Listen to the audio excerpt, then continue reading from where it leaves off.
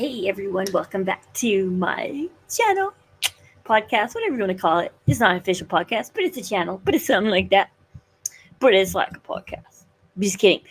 Anyways, we're going to talk more. So I got a comment on my last video that I did yesterday about like Snow White once again being woke.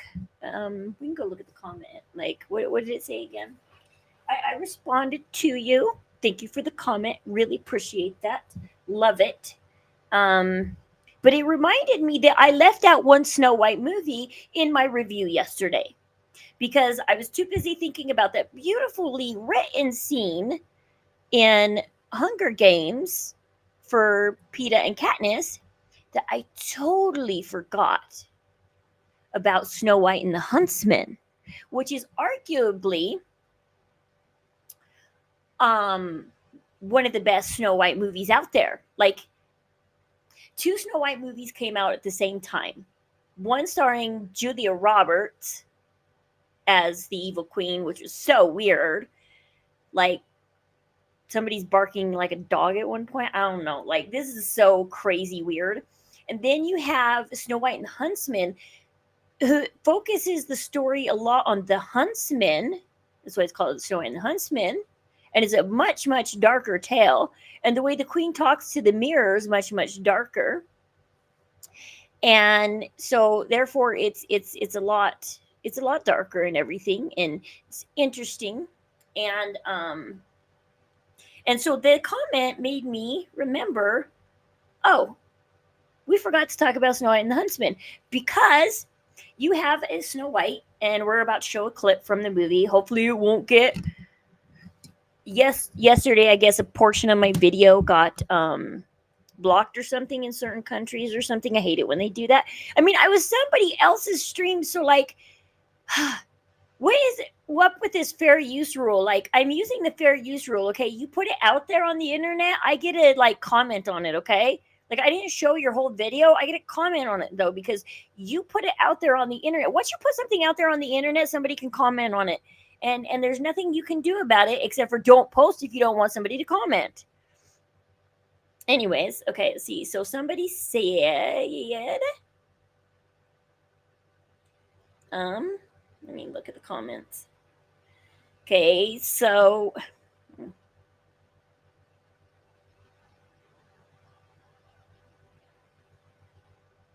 oh come on, comment, come up. How does this work? It's not working on my phone. Okay, before Snow White was a love story, now with Snow Woke, it's just a waste of time. So yes, Rachel Zegler and Gal Gadot kind of ruined Snow White, and it's like, well, we don't want this 1937 love story as rightfully so, right? Okay, that's what they wanted. They do, okay. So they got that. They I'm surprised they still did the. Okay, so I haven't seen the Snow White movie with Rachel Zegler. But I have watched people talk about it, and apparently they did keep the they did keep the apple scene in there and the kiss. So I was surprised that they did that. Like, I thought they were so I guess she's still not dreaming of true love, but she still needed like love's kiss to bring her out of it. Um so anyways, we're going to take a look at Snow White and Huntsman because we want to talk about, once again, how to write a female. Moments of weakness is not bad. Don't put a negative connotation and spin on weakness. Weaknesses can be beneficial. And this Snow White and the Huntsman, we're going to prove that you learn from your weakness, okay? So he's going to talk about Snow White, played by Kristen Stewart, which she is a pretty like there are some actors out there that can act beyond themselves, like Robin Williams and stuff, and like Will Smith, and there's actors out there that can go beyond themselves, and they're amazing. And then there's actors out there like Kristen Stewart, what is it? Is it Jennifer Cooley or something? What is her name? Let me look it up. Her name. They cast these people in movies because they want them to play themselves. Yeah, Jennifer Coolidge. I got that kind of right. Okay, Jennifer Coolidge. Everybody loves Jennifer Coolidge. Who doesn't love Jennifer Coolidge? But Jennifer Coolidge is Jennifer Coolidge, okay? Like when she plays like she's playing Jennifer Coolidge. Like she's in the new Minecraft movie. And I'm gonna go see that next Saturday, by the way, in a week. So give me a week to talk about the Minecraft movie. But Jennifer Coolidge, well, she's just Jennifer Coolidge. Like you cast her because you want Jennifer Coolidge. Like you want that personality. You want that girl in your video. And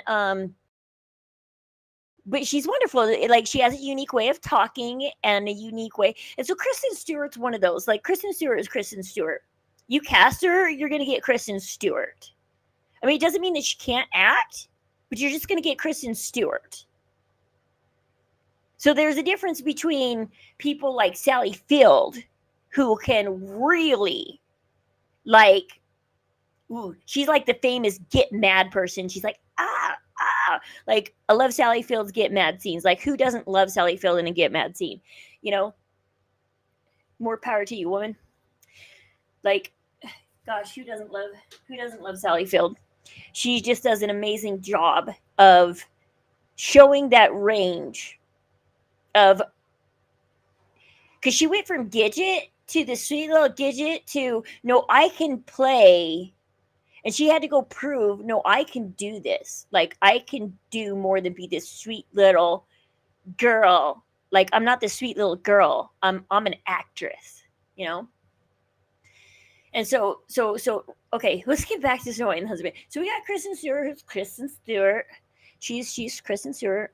And you got Chris Hemsworth, who's the Huntsman. And he's going to talk about how Kristen Stewart is like, I can't kill anything, and I'm weak. And then she eats the apple and dies.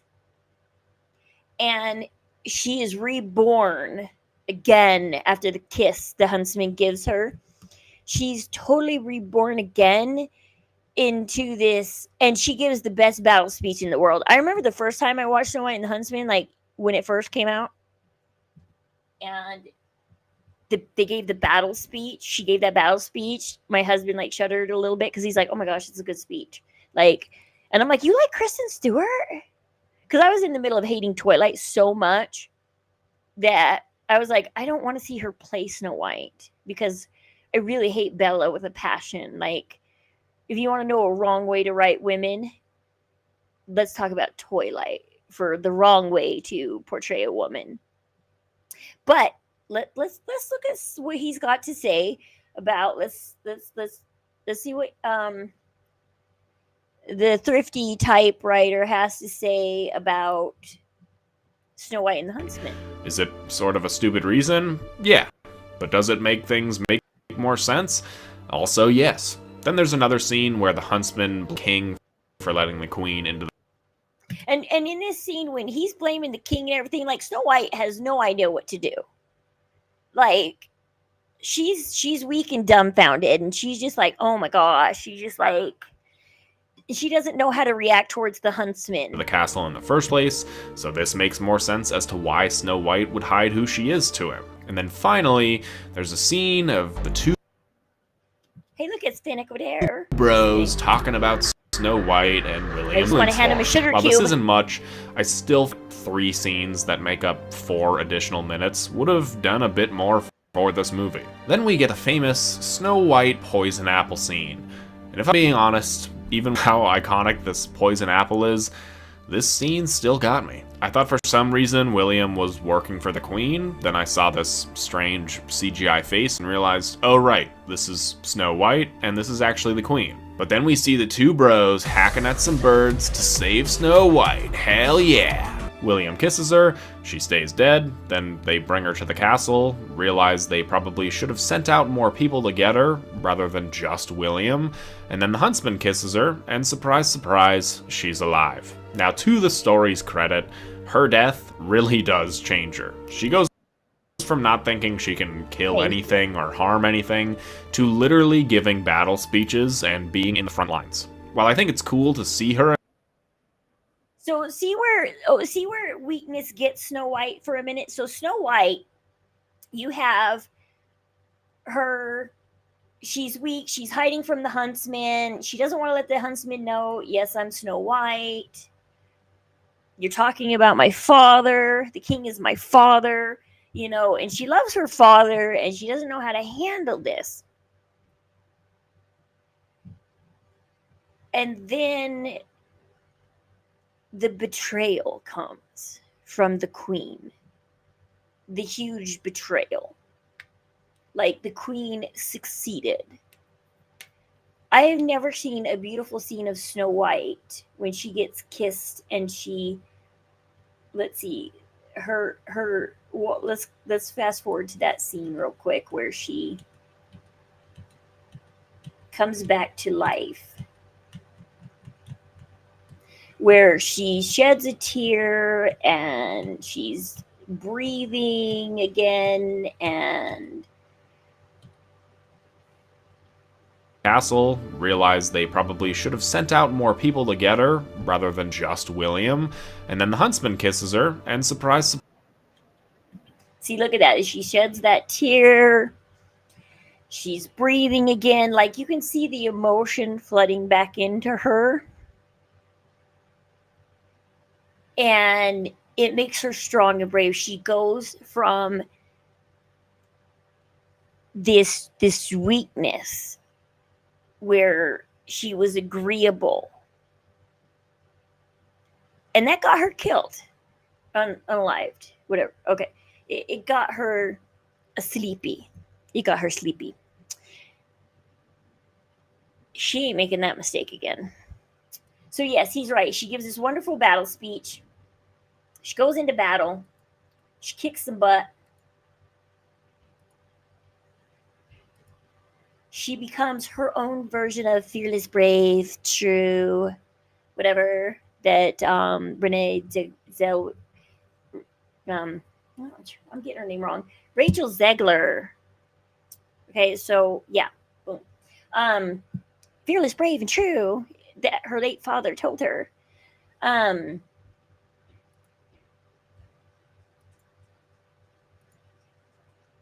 hear a banging noise in the background? I don't know if you guys can hear it. I can. But this room is above the garage. And my husband is working in his shop in the garage today. Okay, so he's down there. So if you hear some banging in the background, that's him working in his shop today, by the way. So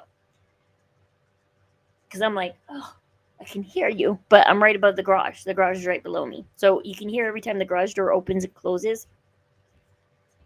And see, you can hear that, right? Ignore that. I'm like, just ignore it, please. I'm streaming while he's working in the garage. But anyways, beautiful, beautiful, beautiful. This is arguably one of the best Snow White, because it definitely, okay, let's look at I want to look at one scene, okay? Let's look at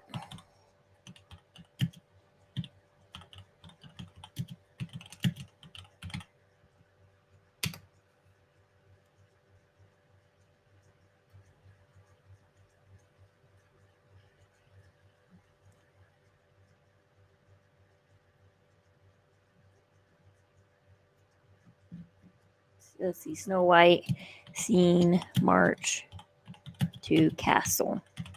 Let's look at that march. Okay. Yeah.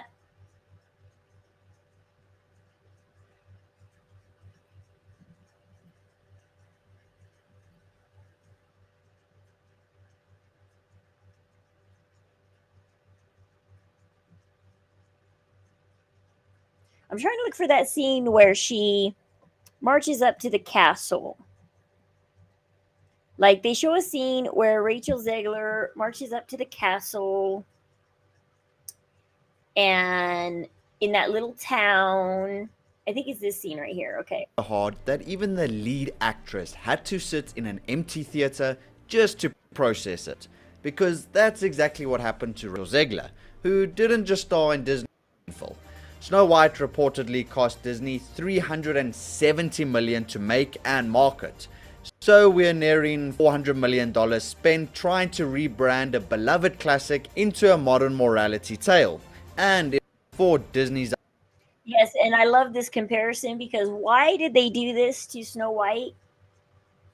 I don't know. Like, what were they thinking? I don't know.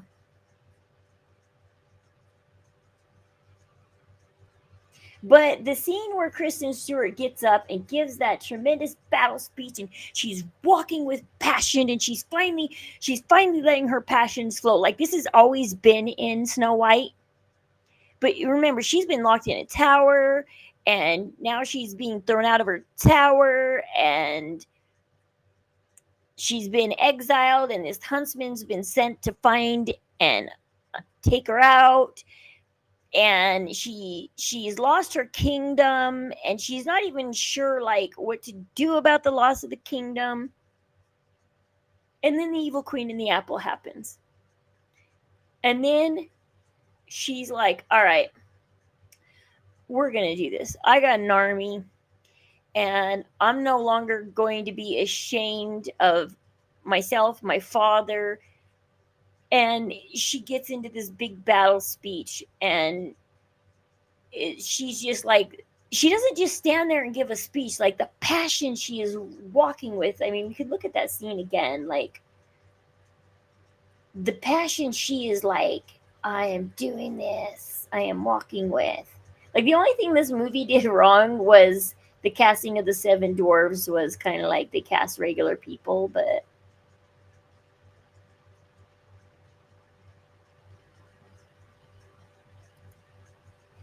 like, I think it's just before this. Yeah, see, there's, I mean, look at, like, she finally pulls out all this. Oh, whoops, I'm not sharing the screen. Okay. She finally pulls out all this passion. She finally, like, here, let's She watch goes from this not scene. thinking she can kill anything or harm anything to literally giving battle speeches and being in the front lines. While I think it's cool to see her in the front lines, we also see that she has absolutely no fighting experience whatsoever. And Yeah, she doesn't go to this. Like, if she was Bella, like, let's talk this writing in Snow White and the Huntsman versus Twilight's writing, or the new Snow White, Rachel Zegler. If this was Rachel Zegler, she would be on the front line and be kicking some butt. But we see her get beat up. We see her get thrown. We see her get knocked down and get back up. No, it's kidding. And it's just like, you don't all of a sudden get these amazing woman powers and rise to the occasion. You don't. But that's not what they're portraying. They're portraying that you get these amazing woman powers. Well, no, not in this movie, but like Rachel Zegler, like all of a sudden you get like these amazing woman power, like Twilight, like, and the host. I hate in Twilight and the host when she's changing into the vampire, and also in the host when the alien enters her head, and you can hear the people on the outside talking, oh, like, she's resisting the alien and she's so strong, and she's fighting it, and no one's ever done this before, and like, I can't believe she's this strong. Most people would like be gone, and this would unalive them, and blah blah blah, and oh my gosh, she's doing something nobody's ever done before. Like, this teenager that has never experienced true life before. She's a teenager. She's never experienced true pain. But apparently when this alien enters her mind, she's the only one out there that can resist it. And same in Twilight. If you read the book versus the movie, like, this gets really annoying. It takes like 3 or 4 pages to write this scene. Like, they write this scene in the book, and I remember it being so painfully slow. So Rose Rosalie's got Renesmee. And because of Rosalie's background in life, she is so protective over this baby because Rosalie always wanted to be a mom. But we all know her backstory about what happened to her right before her wedding, why she never got married and became a mom, and how she got turned. And so she's so protective. Like the whole time Bella's pregnant, she's not going to let this baby be terminated. She's going to protect this baby with everything she's got. I mean, I don't think she cares too much for Bella's life. I think it's all about this baby. And here you have Bella, who's just gone through the pain of becoming a vampire. Like, she resisted it so well, guys. Like, once again, it was written just like in The Host. She resisted it so well. And then you have this painfully slow scene you're reading where Bella is coming down the stairs for the first time. She's a brand new vampire. And remember, brand new vampires in the Twilight world cannot help themselves. They got this insatiable hunger, this newborn hunger. And this newborn hunger drives them. And so she's got this newborn hunger that's driving her. And my chat is not working. So I'm sorry if anybody's trying to chat. And I keep checking to see if it's working. But anyway, she's got like this newborn hunger. And she's painfully, slowly walking down the stairs. And Rosalie is like overly protecting Renesmee. Like, she's like, oh my gosh, she's going to smell the baby. She's going to get the baby. She's gonna... And they're like, all frightened. And it's like she takes another step down the stairs. And they're like, oh my gosh, oh my gosh, oh my gosh. She took another step towards us. She took another step towards us. And it's like this painfully slow scene that it killed my brain just reading this. Like, oh my gosh. Like, it took a long time to recover, guys. Painfully slow scene of her coming down the stairs for the first time, and they're like, oh, we can't let her touch her human daughter. This daughter is human, and she's coming for it, guys.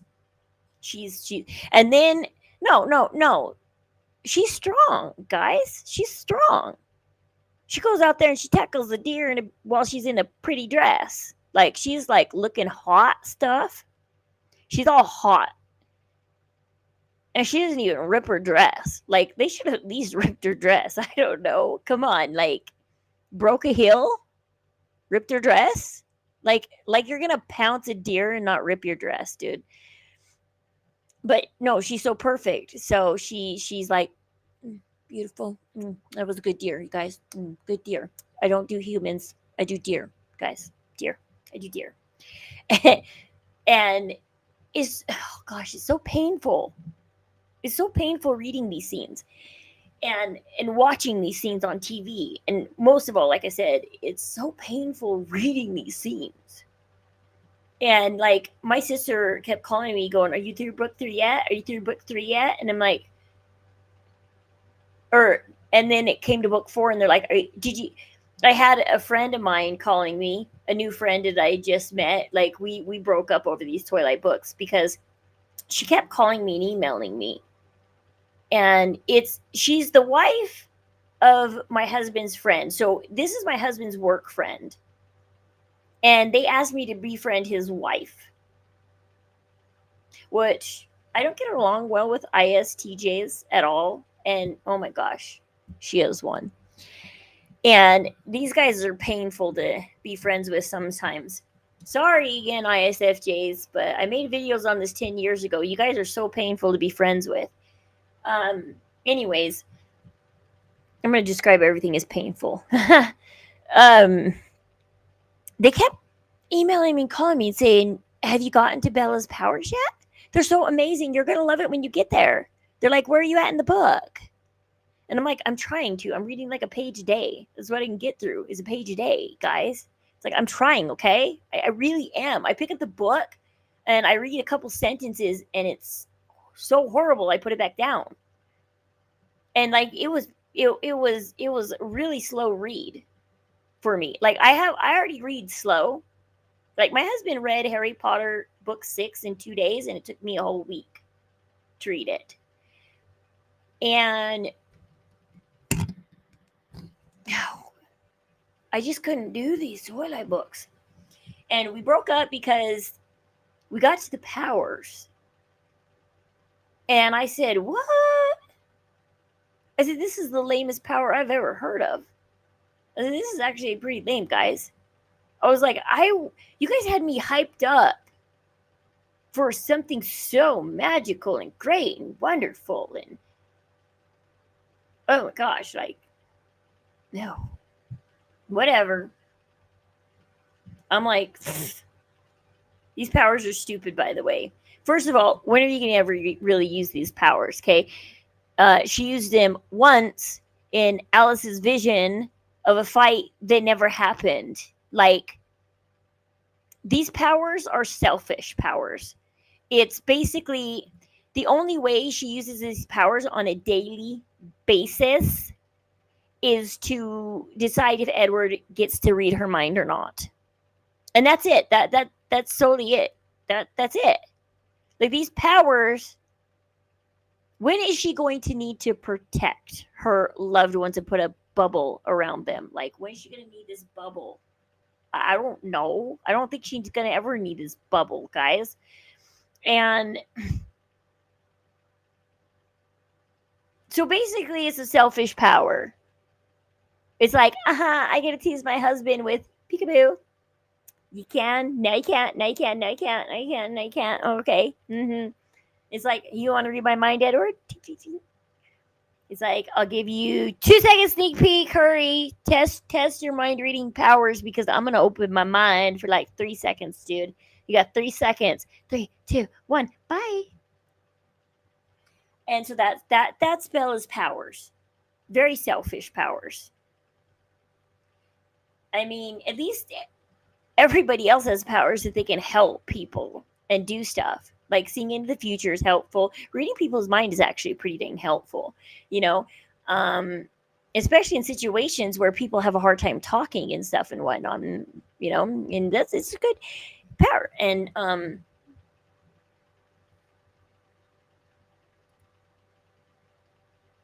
so yeah, that's bad way to write women.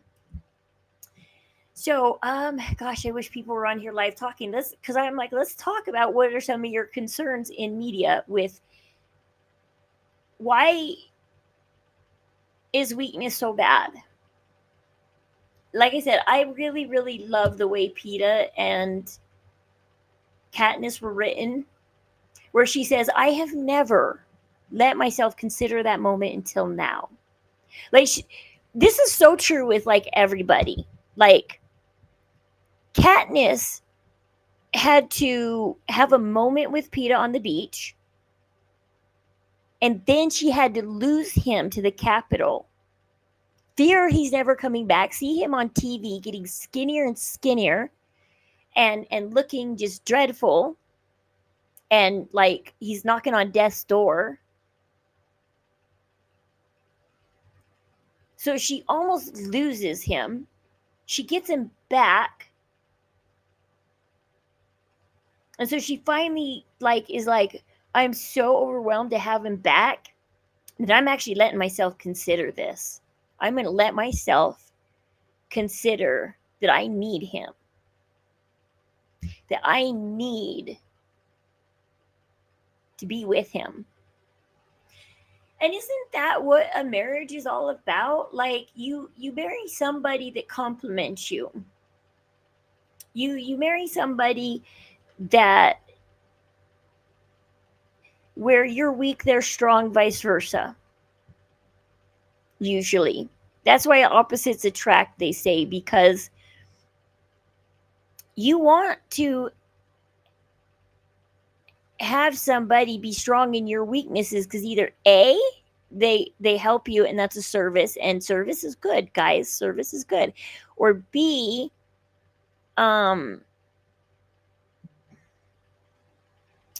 they teach you how to work through your weakness. So either you're going to have somebody be there for you in your weak moments, or you're going to have somebody teach you through your weak moments. And so weakness is not a bad thing. And especially when it comes to letting yourself literally melt into your spouse. Like, there's nothing in this world that feels better than allowing yourself to completely be overtaken and melt into your spouse and completely lay down all your weakness, your worries, your everything, lay it on them, and to just give yourself fully to another person. Like, tell me something that's better than that, because I don't know anything that's better than that. I don't know. I'm like, um,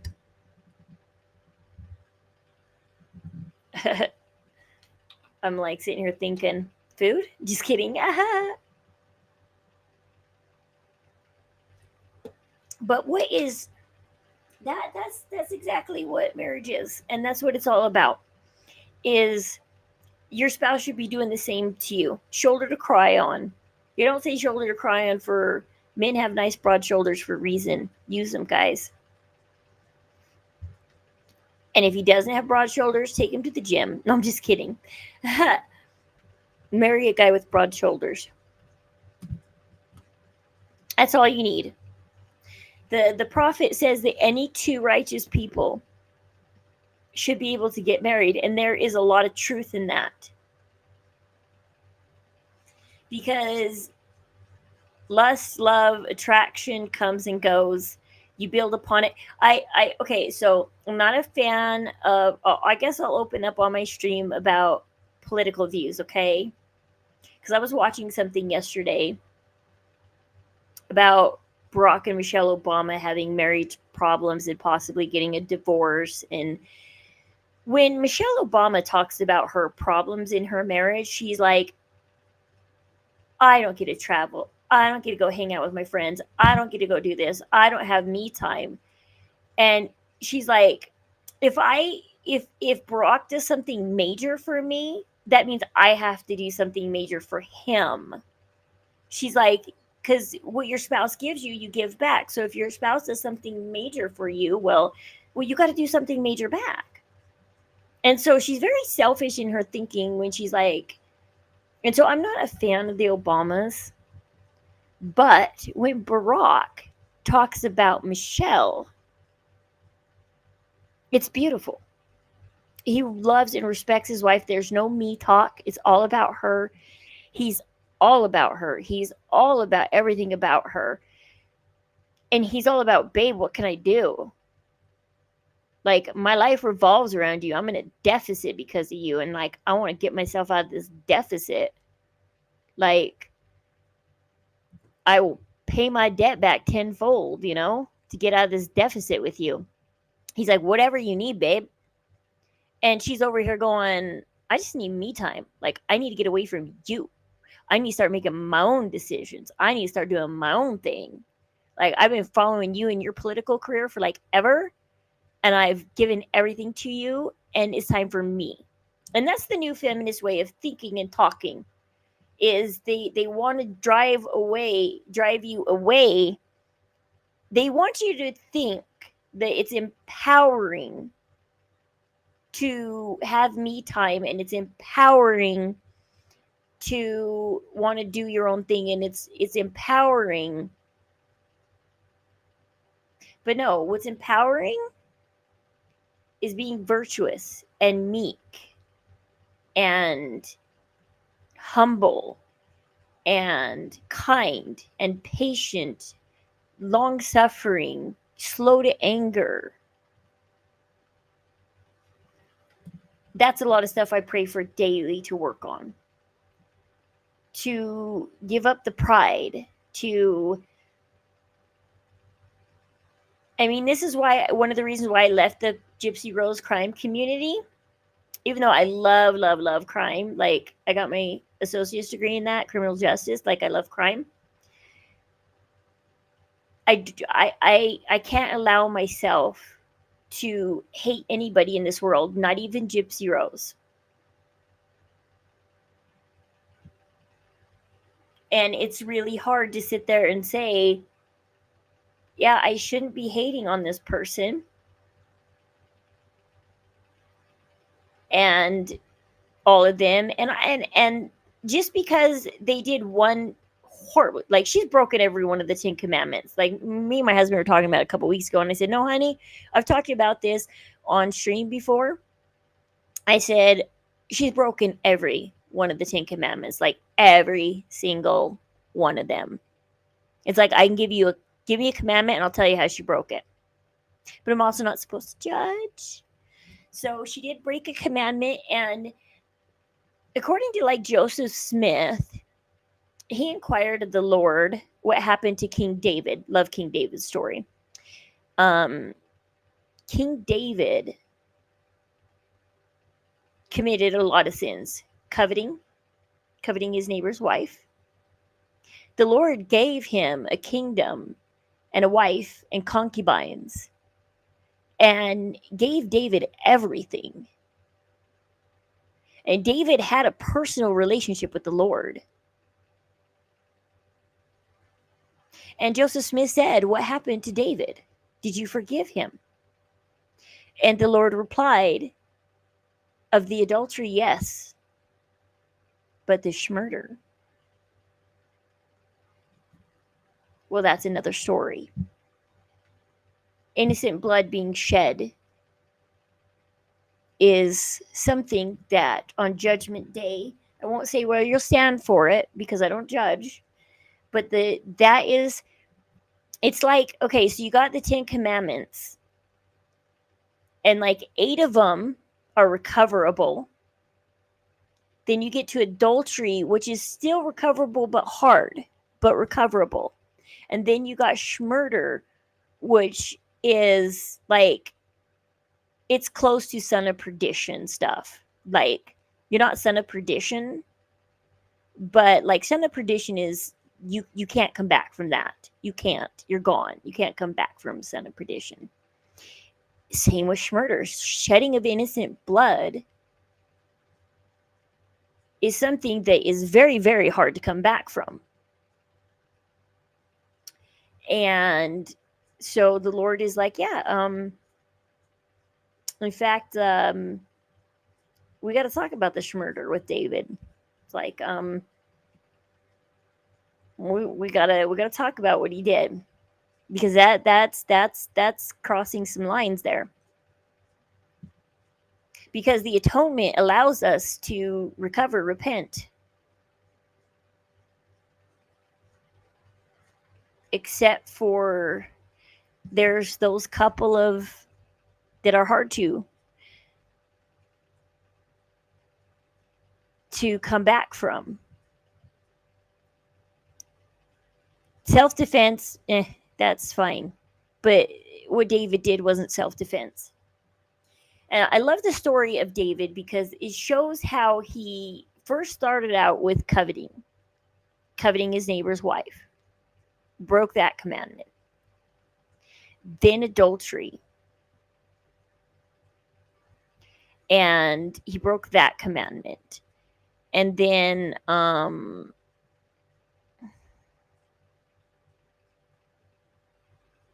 he keeps trying to cover his tracks with breaking another commandment. So then he covers his tracks with lies, which is breaking another commandment. Thou shalt not bear false witness. And then when that doesn't work, he covers it up with murder. And it's just, he keeps trying to cover his tracks. 2 negatives don't make a positive all the time. Okay? So 2 sins do not make something right. You can't sin twice over and then get a positive.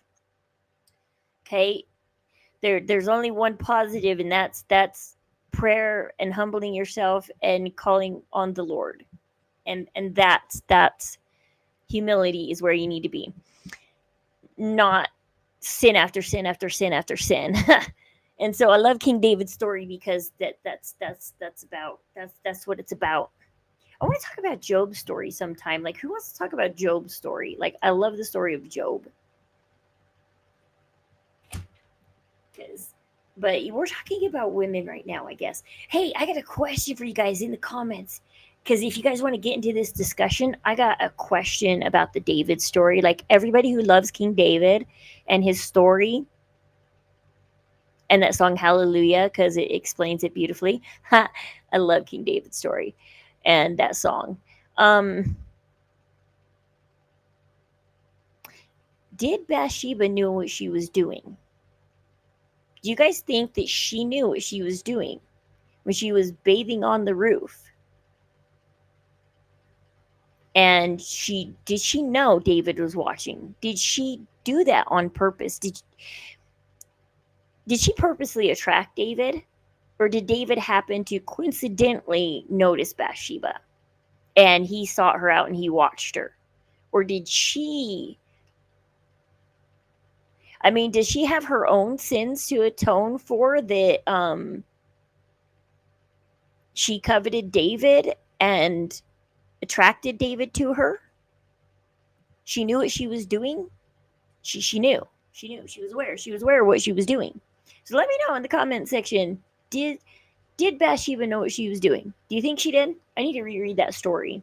Like, did she know what she was doing? Women, they're evil, huh? I tell my husband all the time, yeah, women are evil and jealous and vindictive and vicious and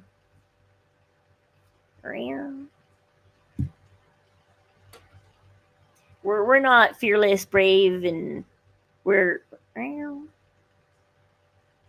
there's a reason why cats are called like felines because it's close to the word feminine. Feline. Felines are a feminine kind of thing. There's a reason why cats are so tied to feminists, tied to women, seen as feministic. Because and I guess a shark's brain looks like a woman's, but you know. So reproductive system. Ha! But let me know what you guys think. Like, I know we all miss the 90s and stuff, you guys, when women were written great. When you could make a dark movie like Snow White and the Huntsmen. There's so many Snow White remakes out there. Like, I don't even know why they tried with Rachel Zegler. Like, why? Like, why did they need to do another Snow White? We have so many Snow White and Cinderella movies out there. Like, quit touching Snow White and Cinderella. They've been done. They've been done over and over and over again. Let's enjoy what's been done and move on. There's plenty of other fairy tales and other books and other things out there. And worthwhile ones, because let's why are they remaking Twilight into a TV series and now Harry Potter? Like, did you guys hear who's cast Dumbledore? Let me show you. They cast Dumbledore.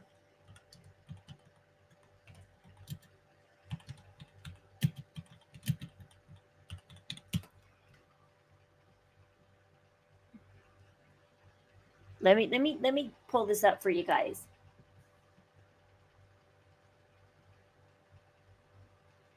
Where's my chat? I don't know why my chat isn't working.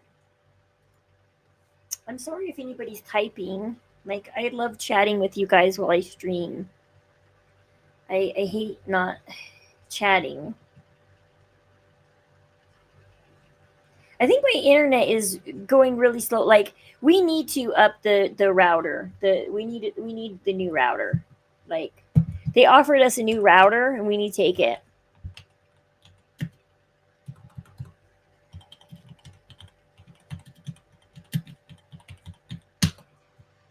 I think my internet is going in and out. I hope my phone is not working. Like, I hope this stream is actually streaming. I need to make sure I'm actually streaming. Or am I sitting here talking all this for nothing? Like,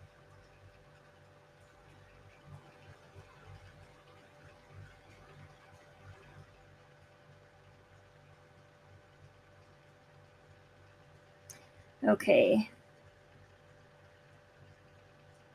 What is going? Let's see.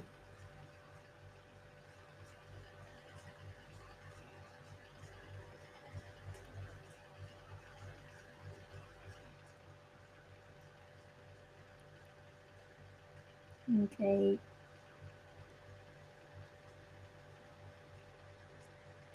Like, where is my live? Where is it showing that I'm live? I need to make sure I am live. They are not casting John Lithgow, are they? Don't tell me they're casting John Lithgow. Oh my gosh, if they're casting John Lithgow, oh, that is going to be so weird to cast John Lithgow. YouTube Studio. Let's go to.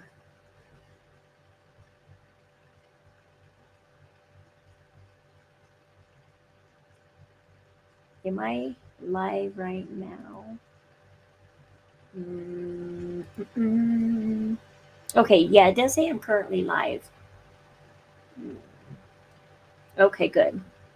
I'm like worried that my live is not working. We need to call Comcast and say give us that new router. We need it so bad.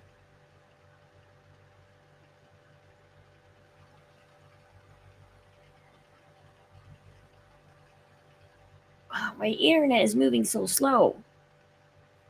It's killing me. Well, anyways, hold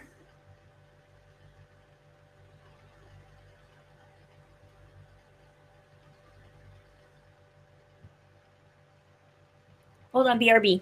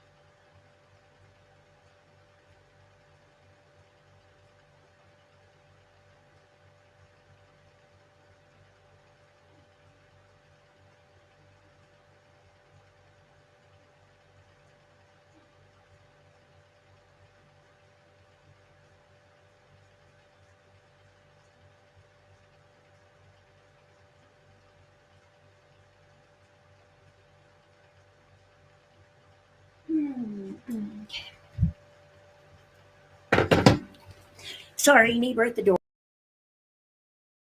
Neighbor at the door. Okay, anyways, I don't know. Are we done with this live, I guess? Are we done? I think we might be done. Because we talked about the new Snow White and the Huntsmen and writing good females and Twilight once again, because we hate that. We hate Twilight. Like, I hate Twilight fan club right here. Number one person to hate Twilight. It was kind of funny because a few years ago, I was in my ward, and during sacrament, they called somebody named Stephanie Meyer. It wasn't the Stephanie Meyer. Oh, I would change my name if I was her. I'm like, oh, I changed my name. He's like, I'm changing my name. I'd be like, I'm not taking on the last name Meyer. But anyways, yeah. Well, I appreciate you guys being here and watching my video, and let me know what you guys think. Let me know. Talk about what you think. What is your favorite movie where they do perfectly good writing of all the aspects of women, where a woman can be brave but it's not woke? Because there's a difference, because like this Snow White and the Huntsman, she does get brave, but it's not forced on you and it's not woke. And it's authentic. Like, she went through an experience. That apple was an experience. And that experience sent her spiraling into fight mode. You got fight, flight, freeze, all that. And you had that moment where she's frozen. And then fight kicks in. Like, you can do all three. You don't have to do one or the other or one or two. Like you could do multiple ones. Fight, flight, all that. Like, yeah. And she does that.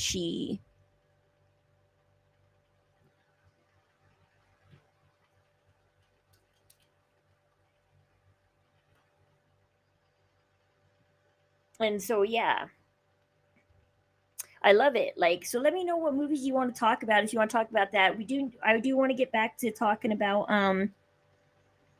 also, like, I'm like, how much more can we talk about DNC 25 and Emma Smith and stuff? Oh, my cuticle is like dry. Oh my gosh. And I don't know. I tried looking into the Lori Daybell case. Like, okay, there's this video. Oh my gosh. I don't know. You guys, we could talk about it right now if you want. I don't know. Boom, boom, boom. There's this video. I don't like it.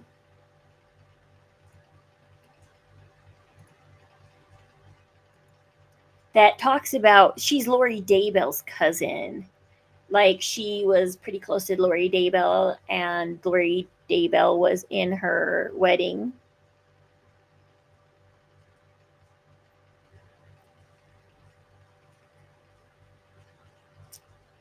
And she explains the story of Nephi and Laban.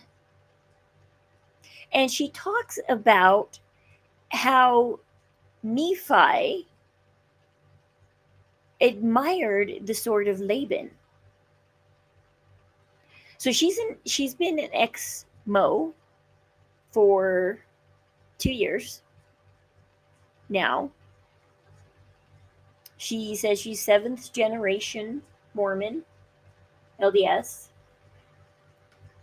And then she got smart, I guess, one day and read into the restoration and stuff. And and this is what people often do. They read into the beginnings of the church and they get scared. And instead of trying to get personal revelation about what happened, they let doubt seek in and they take off running and they give up all of their salvation and glory and everything they've been working so hard for their whole life. They've always believed in these LDS beliefs, these Mormon beliefs, these believing in the celestial kingdom and going to the temple and believing in the ordinances and the sacred things we do.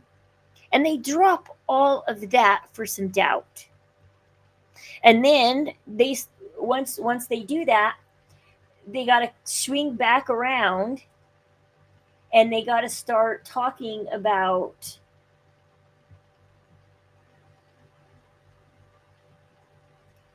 that. They got to change the stories. So she changes up the story of Nephi and Laban, because poor Laban was passed out drunk when Nephi took him by the hair and took his sword. And so, but hey, one man perishes for a whole nation did not dwindle in unbelief, right? And so she makes that sound so horrible and bad that it's like, we could talk about that. Yeah. I came across this other video. This is why I also hate the Gypsy Rose community. I was watching this chick. I've been scrolling today and I don't know why Gypsy been up on my FYP the last couple days because I usually don't speak on her, but I'm just flabbergasted. My What happened to the volume? biscuit is flabbergasted that hundreds of thousands of years. Okay, first of all, I thought there was cigarette burns on Dee Dee until the autopsy came out. The autopsy does not say anything about ligature marks, rope burns, cigarette burns. Like, these people are watching some older videos that, like, me and Fancy and other people made before the autopsy came out last September, and we all were thinking that Dee Dee had went through some powerful torture. And so you have all these new people who just try to get popular off this story, so they're spreading lies. Because as far as I understand, there was no signs of torture in, like, show me the proof in the autopsy. If you're going to claim there's cigarette burns and ligature marks, show me where in the autopsy. Don't just talk about the autopsy. Show me. I want to see this, because I have seen multiple streamers go through the autopsy and nobody once said anything. It debunked the cigarette burns that we thought were on her. Because when you look at the crime scene photos, which we've seen them in the raw, literally in the raw, evidence via text message and email, as well as instant message chats, show that Nicholas Godejohn repeatedly told Gypsy Rose that he did not believe he was capable of such violence and he had a thing with blood. Gypsy Rose has been obsessed with becoming pregnant since she was a young child. This has not been a... Like, she's spreading all this stuff that it's not new to me. She's saying nothing new. Nothing new. When was this video done? 3 months ago? 3 months ago, so the beginning of this year. So basically, Gypsy's out of prison for a whole year. She finally comes on the scene a year later, and she's just repeating a lot of what we've already said.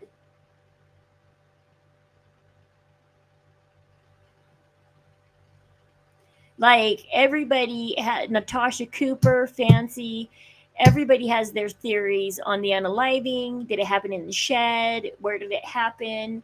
Like, we all thought Dan might be a part of it. There's a reason that the bus ticket wasn't bought.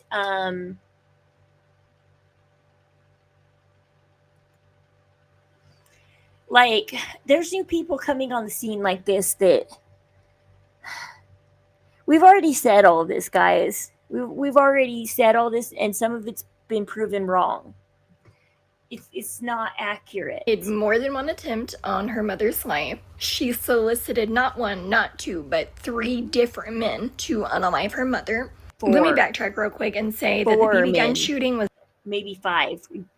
4, 5 maybe including Dan. She was online with 4 different men.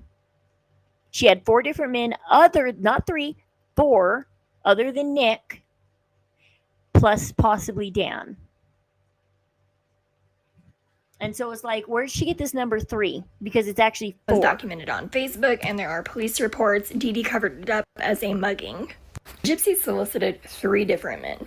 She coached and manipulated Nicholas Godejohn for 2.5 years. Evidence via text message and email message chats show that Nicholas Godejohn repeatedly told Gypsy Rose that he did not believe he was capable of such sedatives and chose not to. Gypsy left for Comic-Con, movies, all kinds of things. She wasn't held hostage. She could have very easily gotten away. And then I seen a video from her today actually about her bullshit book full fucking lies. Y'all, that's fiction. In the clip I saw about her book, the caption literally has a domestic violence hotline number on it. And we all know she wasn't physically abused, or doctors would have noticed these things or injuries. In the video about her book, she goes on to state that her book is for abuse survivors and trauma survivors. Nicholas Godejohn has always had the same story. It has never changed. He testifies to 4 stab wounds. Experts have testified and autopsies have showed that those 4 stab wounds were much shallower than the rest. Like I said, me and 13th Hour were thinking it was like 1, 2, 3, go. And they both jump on the bed and just, and it was a dual effort. And that's saying that Nick was part of it. That's not saying that Dan was part of it. Like, Dan is in this story somewhere. Nobody knows because Gypsy ain't telling the truth. And Boudica the other day came on my stream to let me know that they are verifying that Dee Dee did in fact pass away on the 9th, not the 10th. And there is text message proof that Nick got there on the 10th. And so Nick has always been meant to be the fall guy. And he and I don't like NPD Cornerstone Nation because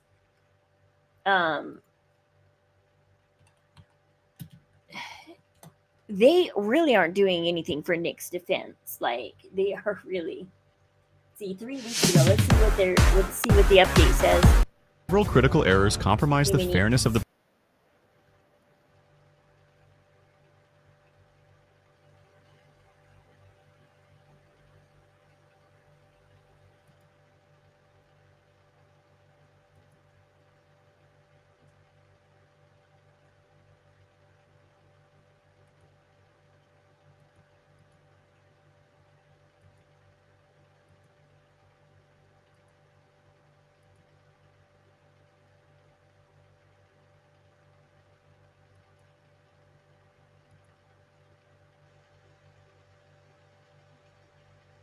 jury's willful. I don't know. Like, I've changed my stance on Nick and where I stand with Nick. And like I said, he knew right from wrong. He knew right from wrong. Oh, don't look at my stream. Like, oops. Okay.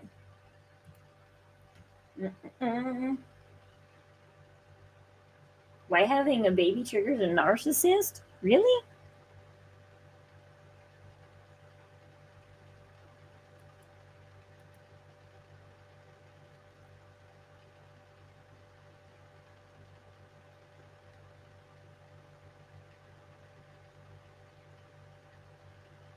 But yeah, I can't find that video that I was watching where Lori Daybell's cousin is talking about the story of Nephi. Because Lori texted her brother and said, I will be like Nephi, and I have been told that I will be Nephi, and so will you. And so basically, because they're unaliving anybody who Chad Daybell says that has this negative 1, -2, -3, whatever, negative darkness, and is either defined as a zombie or a demon or something dark inside of them, and they're just a shell and their spirit is gone and something dark has overtaken them. And that was Lori's excuse for killing or unaliving Charles Vallow, her ex, because she's like, oh, Charles, I'm going to take care of that dark thing residing inside of you. And that was her excuse for taking out Charles and her 2 kids. Like, Chad decided that her children had some negative marks and they needed to be taken care of. Like, I don't get how you can go watch somebody give a speech. Yeah, you read their books. That great. This is why you shouldn't worship anybody. No streamer, no influencer, no author.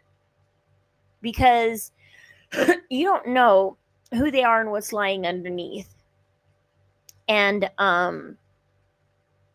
she admired Chad.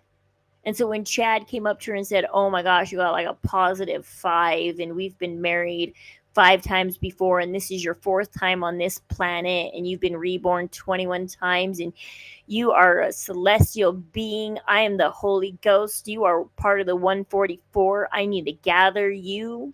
You know, that's quite the pickup line. Be like, I'm the Holy Ghost, and I'm telling you, you're a 144, babe.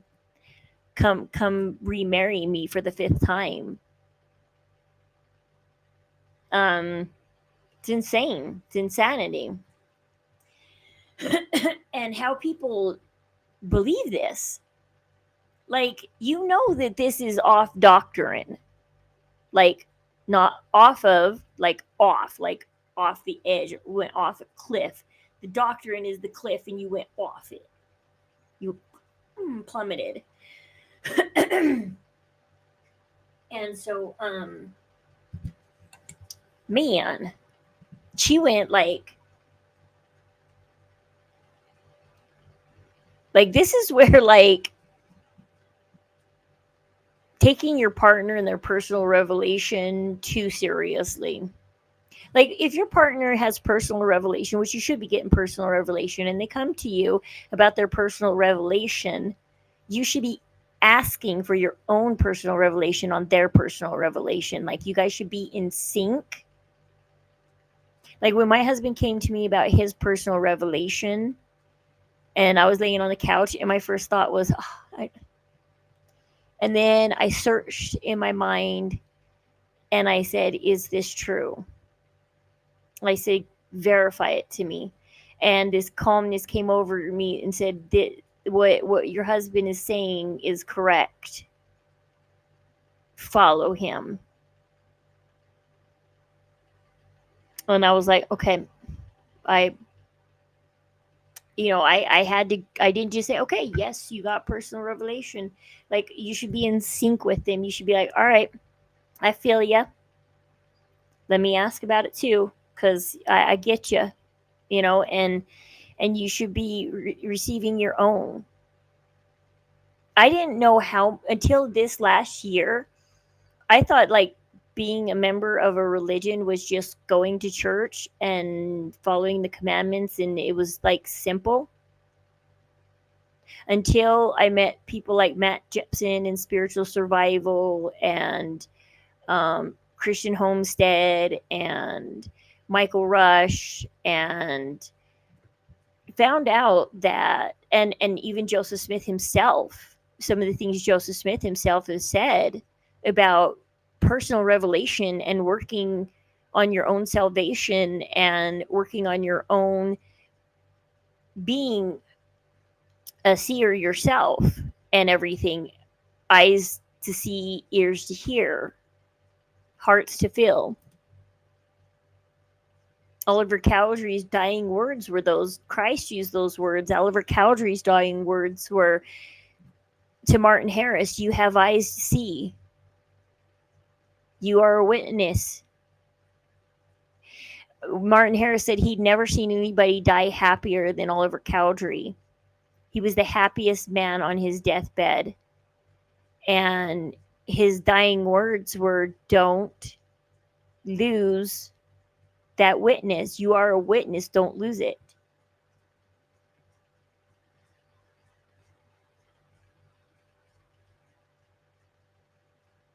And so,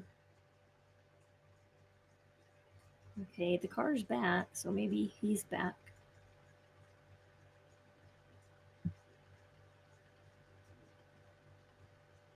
I think I hear the garage.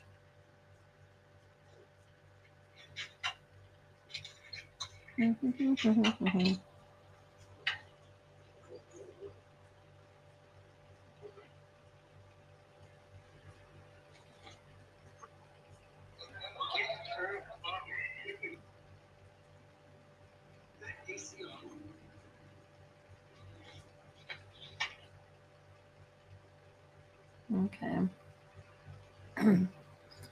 Okay. Yep. Husband's back home. Sorry. Just checking the doorbell. Love it. Got the doorbell cam. Okay. I don't think Nephi wanted Laban's sword. This chick, the way she told Nephi's story, was the first time I've heard it told that way. That Nephi wanted the sword, that he admired the sword. And then he claims to have heard the Spirit tell him to take out Laban. And he wrestled in his own mind, is this true or not? Oh yeah, we were talking about personal revelation, but yes, I did not know that religion isn't simple. It is not simple. It's not just about going to church, taking the sacrament. If you have a calling, do your calling, and then you go home, and then the rest of the week's your week, and blah, blah, blah. Like, I did not know that so much goes into being LDS, and I did not know that the church is literally just going to church on Sunday is literally just the small foundation. Like, the rest is built on your personal revelation and your personal relationship with the Lord and Jesus Christ. And like, and these, it's just way more than I expected. And so now, like, I expected a lot of LDS people. Like, I hold LDS people, I don't know if this is good or bad, and I shouldn't probably, but I hold LDS people to a higher standard than any other religious organization out there. And I don't know if it's because I am LDS and that's why I hold them to a higher standard, because I know what they're supposed to be doing and they're not. And so I hold them to this higher standard. Or if it's just because the way it is ordered and structured and who they are, I hold them to a higher standard. Because their standards are so different than any other organization out there. Because we have worldwide organization. Like, when I go to church on Sunday, what I learn in Sunday, everybody else around the world is learning the same thing too. Same lesson. We're all getting the same organization, same order, same messages, same everything. We are all one. We are united. There's not a pastor up there that is deciding the direction of the church and how it goes. And like, there are Christian religions out there that are kind of connected, and they have revivals every year. Like, there's I know that my ex-husband's mother goes through his brother goes through a revival in Arizona every year.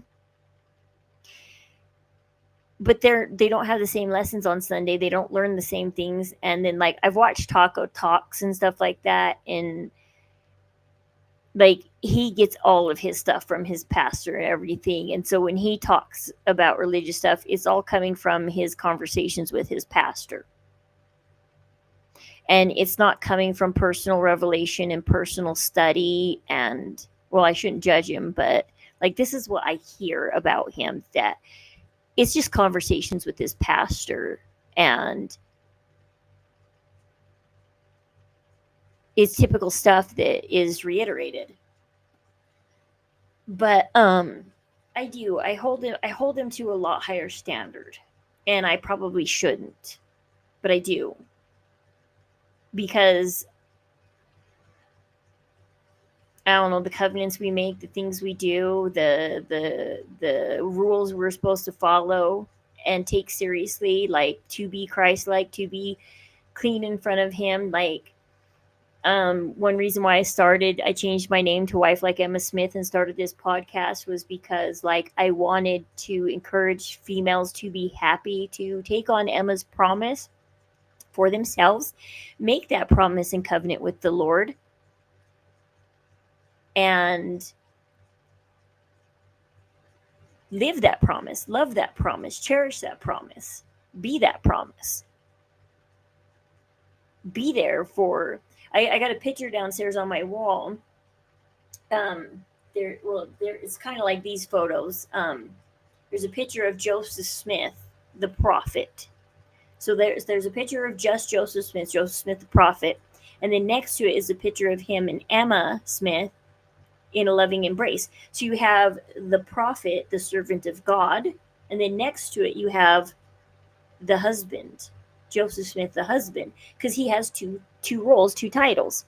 And your husband should have two titles. Your husband should have the title of the servant to the Lord, first and foremost. I really didn't think church comes before family, but then it turns out it does. And it's odd. Because I always thought family first, then church, But I guess, whatever. Anyways. So you got your husband is the servant to the Lord. And then he's your husband. He has two titles. And so you should be like Emma. And like I talked about his personal revelation and accepting his personal revelation and asking for my very own personal revelation and to confirm his personal revelation, to give me that comfort to know that I should be following my husband in everything he says. But I don't just blindly take it. I don't. You shouldn't just blindly take anything. And we should be taking on this promise and meekly taking care of our husbands, talking to them meekly, and which meek is a very interesting word because you can take it to the harshest terms of a lamb to the slaughter. It's submissive. It's your husband's the shepherd, you're the sheep. And the shepherd makes covenants and pacts with the Lord. I was watching Seawick last night. Me and my husband were watching Seawick last night.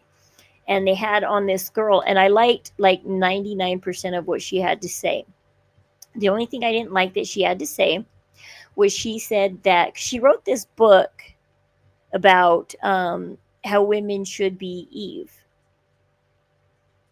And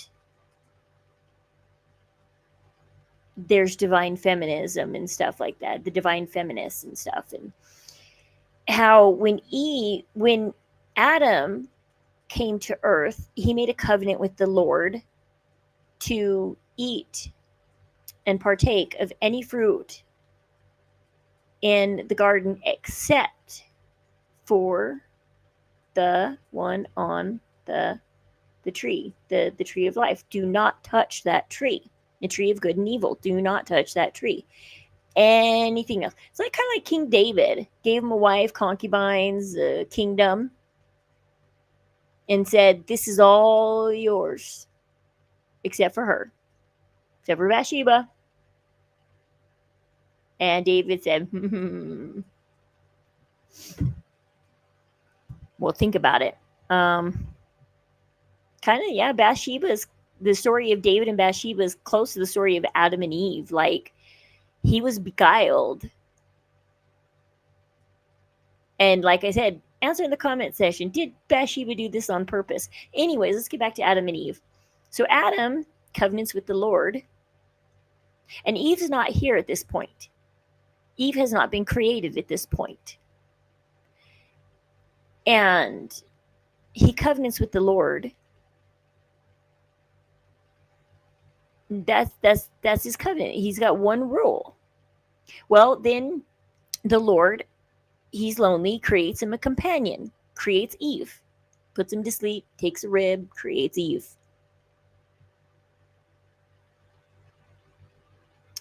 Now she says because Eve was not there when Adam covenanted with the Lord, therefore she did not make that covenant. And I say bull. I say when she married Adam and they became one in purpose. And she then, upon marrying Adam and upon becoming one with Adam and knowing Adam and being with Adam, and she even told the serpent, Adam says I should not partake of this tree. Adam gave her that covenant. Now, Adam, as far as I understand, is a prophet of the Lord.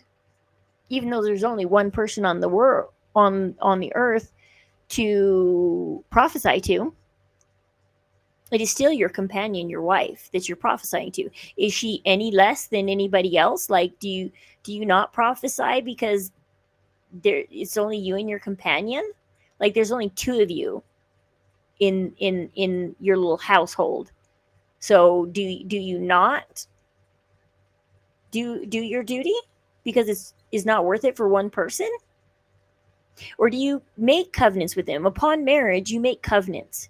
And upon marriage to Adam, she covenanted to everything he covenanted to. And so, like, everything she said was great, except for this one point where she missteps and doesn't see marriage as a covenant pact. Because Adam and Eve were married, they were husband and wife. And Adam gave her the covenant.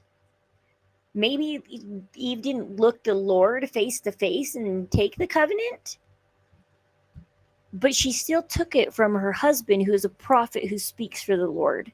So you can't tell me she did not make that covenant. Just because she wasn't there the moment that my kids weren't there when I got sealed in the temple, but they're still born under the covenant. Mine and my husband's covenant that we hold.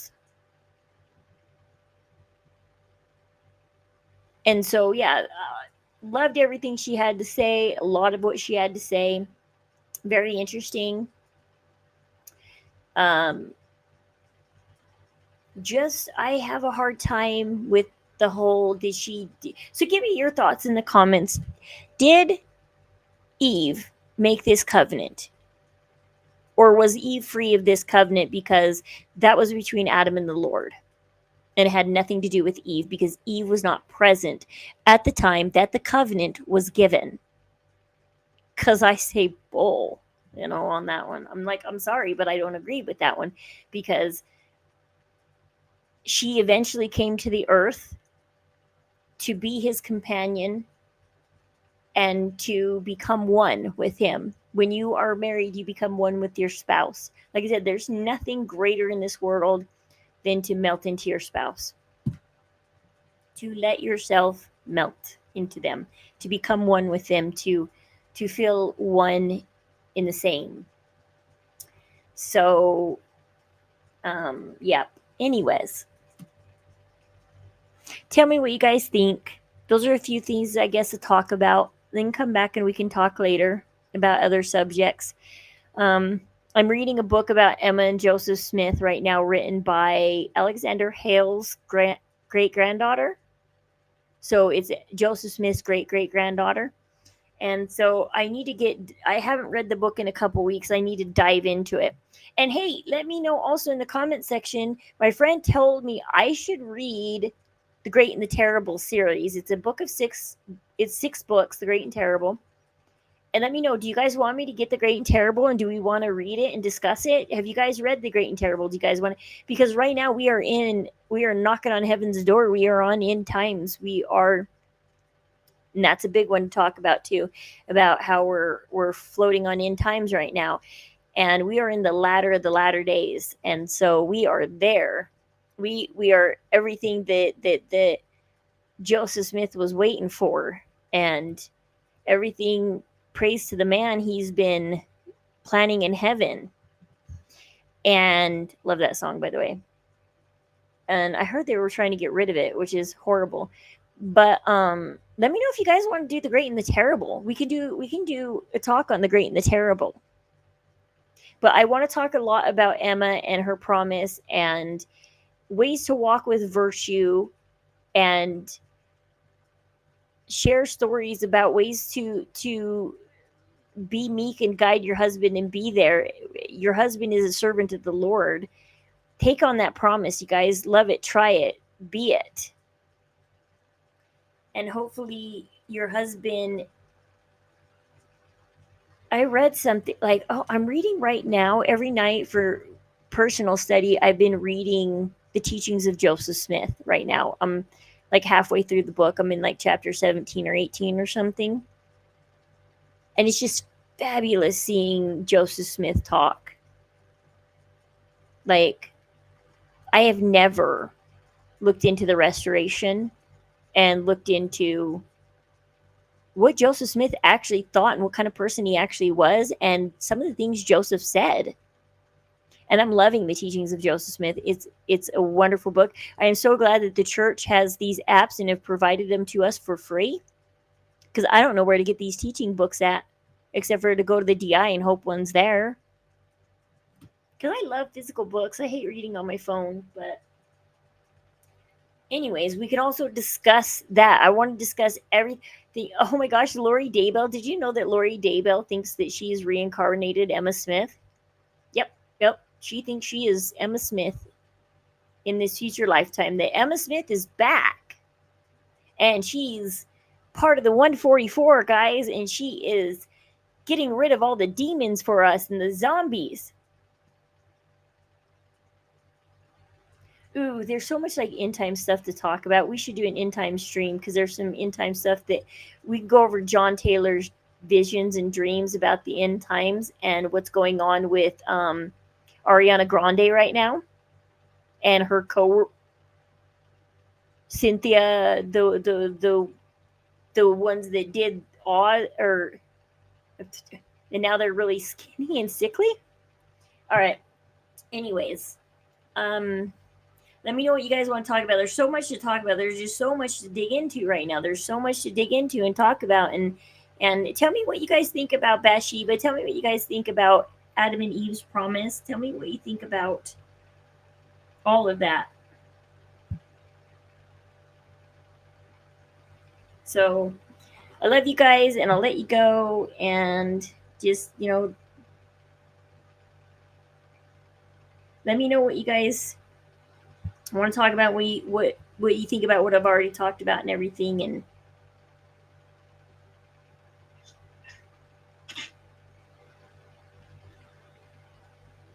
so there's so much just to talk about. It's like I could talk all day, guys. I could talk all day. And then I made some peach cobbler last night. Oh man, keto friendly. I will post the recipe in my Discord. I don't know how to. You guys can text me at or email me at. Well, I don't know if I can get you guys. It's the link to my Discord from email or something. Like, how do I get you guys my Discord? I'm going to put the pictures and recipes in the Discord. It turned out really good. I really like this recipe that they have for peach cobbler, because my husband is on his new diet. He is a little yearning for sweet things, and I'm trying my best to make him sweet things. This one does have carbs because I did use almond flour and coconut flour and tapioca starch. And so it does have carbs in it, so he can only have like a couple bites, just a little square of it, just a little square every couple days.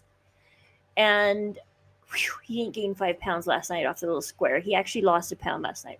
I was like, please don't gain 5 pounds off my little square that I gave you, because I want to provide my husband with sweet things. I mean, vegetables and meat is good, and cheese, good stuff. But I do want to also provide him occasionally with a dessert and a sweet treat. He loved the cookies I made. They were supposed to be donuts, but they turned out to be cookies, and he loved those. And so I made him a peach cobbler last night, because my cousin gave me some canned peaches that she canned. So they're not peaches in a can from the store with added sugars and everything and added things into the juices and stuff and preservatives. This is freshly canned peaches. So they're very little sugars to chew on. So anyways, I love you guys. Let me know in the comment section all the things you want to talk about. I enjoy reading you guys' comments. I check them often during the day, see if I got comments down there. Sorry, my internet's going slow and my chat's not working. I am calling Comcast first thing Monday morning and saying, give me that new router you offered me. It's like, give it to me. I want it. Because this router is old and is bad, and my computer's moving slow today, and I don't like that. I'm probably going to also restart it. Anyways, love you guys. We will talk to you later. You guys have a great, wonderful weekend. It's my state conference. We're going to state conference tonight. Let you know how that goes. And other than that, we'll see you guys later. Remember, just be yourself. Strong, weak, whatever. You are you. Just make sure that you are following your covenants and promises and commitments and everything, and don't worry about women empowering themselves. And please, please, please don't worry about you don't get to be a priesthood holder. Like, your priesthood holder needs you. And that is a powerful thing to be needed. And to need somebody else. There's this give and take of you need your priesthood holder and your priesthood holder needs you, and you guys are one and you have to work together. And she did talk about how the priesthood and the priestesshood comes together, and it's a beautiful thing, and things are meant to work that way, and let it. And so let me know if you guys took on the promise of Emma, and tell me how it's going. How are you doing on taking on the promise and trying it? And I will see you all later. Love you guys. I know I'm saying goodbye like 5 times, but I mean it. And I'm going to go check and see how my husband's doing and see what's going on. And then we're going to state conference 2 hours early to get a good seat. I don't like going 2 hours early to get a good seat. Means I should take my scriptures and do my personal study there too and stuff. All right. Love you guys. Mwah.